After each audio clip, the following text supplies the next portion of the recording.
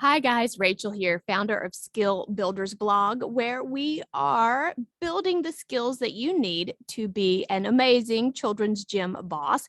And my role here, my goal is to help you create the programs that parents want to buy. So let's jump right in and talk about cheer tryout season. So we want to get new tumblers without those new tumbler problems.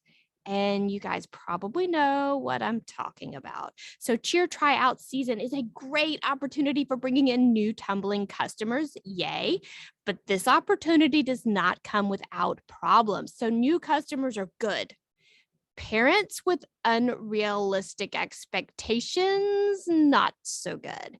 So you are likely to have the same back handspring conversations over and over until you fear that you will spontaneously burst into flames. It doesn't have to be that way, guys. I feel you. So it doesn't have to be that way. Yeah, I absolutely said that sentence twice because some of us have more than one tab open and may have missed it the first time. So what do you say when a parent asks if her child can get a back handspring in a month? If your reply is no, then mom is simply going to keep asking around until someone says yes. And you know that gym around the corner is going to promise her a great big giant yes and happily take her money. Yet you can't say yes. You have ethics, and you know that girls don't learn back handsprings in 3 weeks. We can all remember that kid, the one from 2 summers ago who was crazy talented, but she's the exception, not the rule. So here is a 3-step framework for enrolling new tumblers, making achievement-related promises that you can keep, and preventing those new tumbler problems before they even happen. And I'm going to stop right here to add that in the blog post from the website that there is a way for you to put in your email address and get a download that you can use to help solve these tumbler problems. So I'll put, if you're watching this on social media, YouTube or online, I'm going to put the link to that blog post in the description so that you can go to that website blog post and get that download so that you don't have to recreate it yourself, because we love easy. We love things that save time, right? Okay, so here's the framework. Number 1, create a script. Expect to get inquiries, questions, practice phone conversations, save messenger templates, get an email template queued up and ready to go. The questions are coming. Be prepared. So here are some sample responses to 3 frequently asked questions during cheer tryout season. So here's the question. My daughter needs a back handspring in 3 weeks. When can I bring her? Answer. Great. Yes, we do specialize in helping girls get their back handsprings. May I ask you a few questions so that I can recommend the best option for her? Next question. How long does it take to get it? Answer. Great question. The time frame varies. We teach proper technique, help athletes get the strength they need, and achieve the necessary flexibility. We can teach all of the technique components in 3 weeks of class. The variability depends on the individual athlete's current level of strength and flexibility. We specialize in making sure that we use the best exercises to achieve those goals. We can answer your question more accurately after assessing her readiness for learning a back handspring. Which is more convenient for you, right after school or later in the evening? The next question, is it safe?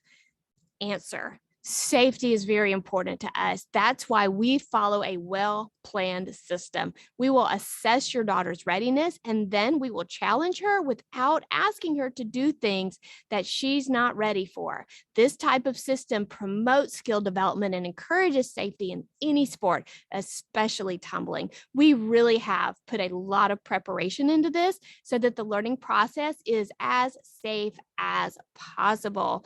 So think about that. You've got those answers prepared ahead of time. You know they're going to call and ask. Make sure that you have a really good response, not just for yourself, but also your staff that, may not know what to say. You don't want to lose that enrollment to another facility.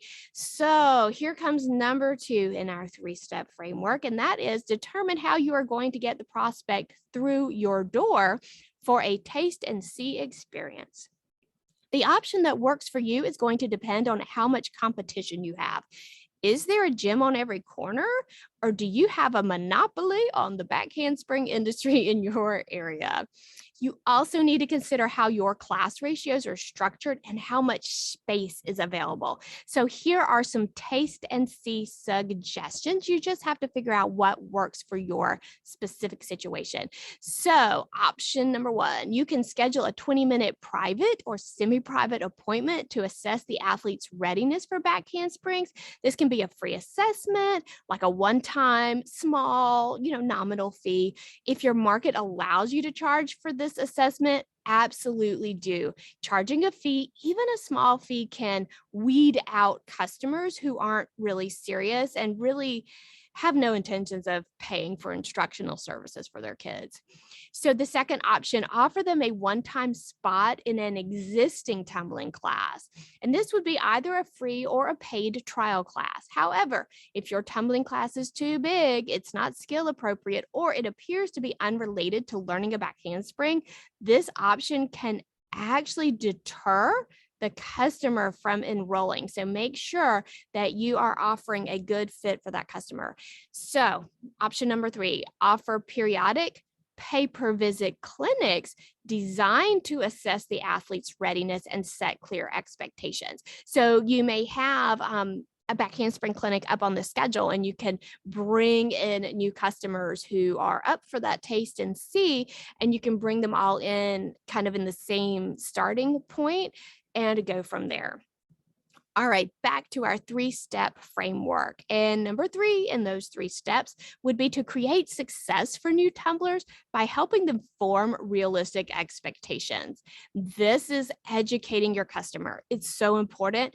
It's also very difficult because, can we be honest, they don't read your handouts, the emails. 60% of your emails are landing in a folder that they don't open. Social media can be hit or miss. Okay, so you know what people do pay attention to? They pay attention to stories written about themselves. So hand them a skill checkoff at the end of your new student assessment, and they will pay attention.